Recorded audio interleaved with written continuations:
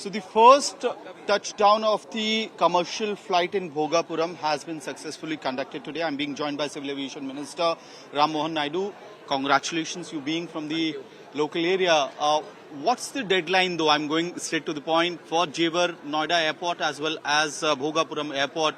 What's the window timeline that you're looking at? Noida, you know that last month only we have had one meeting with the Honorable Chief Minister also trying to wrap up all the last minute works that are required from there. And BCAS has been very actively involved in completing all the necessary approval done. So either by the end of this month or early next month, we want to see the inauguration of the operations there in Jewar. And for Bhogapuram, it's going to be May, June. Yes, Bhogapuram, this is a good indication that the majority of the works that are required in Bhogapuram are finished. We have done the validation flight. It has been a successful flight.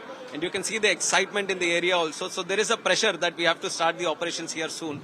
In fact, the time to finish the airport was in December. We have 12 months.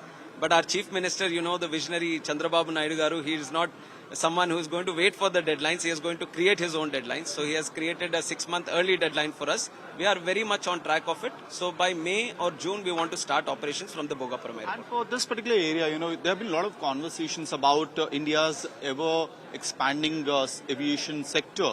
But we are in dearth of crafts, or the timeline is too slow. How do you plan to cater to that particular question through Bhogapuram airport project? See, when we talk about one airport, we have to understand right from inception to the completion. It takes a certain period, the gestation period of getting the approvals, getting the land, constructing the airports and everything. That is one issue.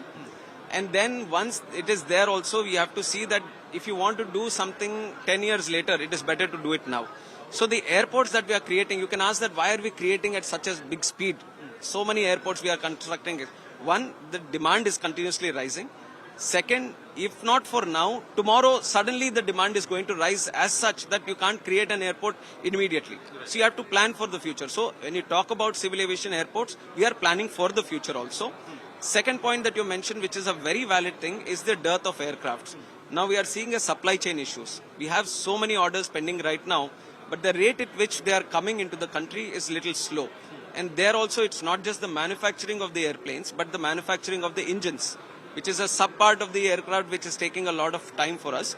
So as the international market gets stabilized in that area, we are creating the infrastructure that is required. And one thing you will appreciate, Amit, is that we are looking into manufacturing the aircrafts in the country also.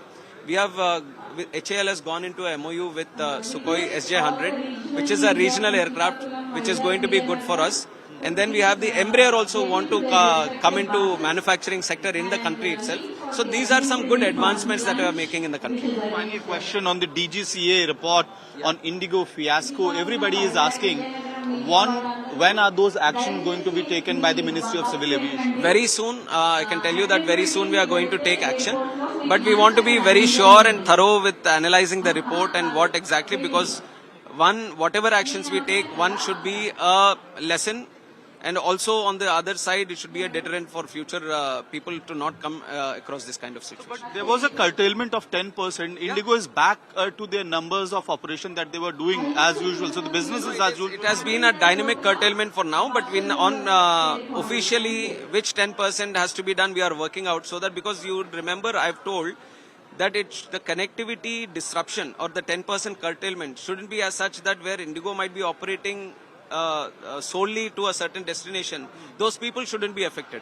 While keeping the connectivity intact, where there are major operations from their side, those curtailments should happen. So that also we are parallelly working out, and we are curtailing on the other side, which is dynamic in nature. So that is why you might feel that, okay, this here is not happening, but officially also we'll make that announcement.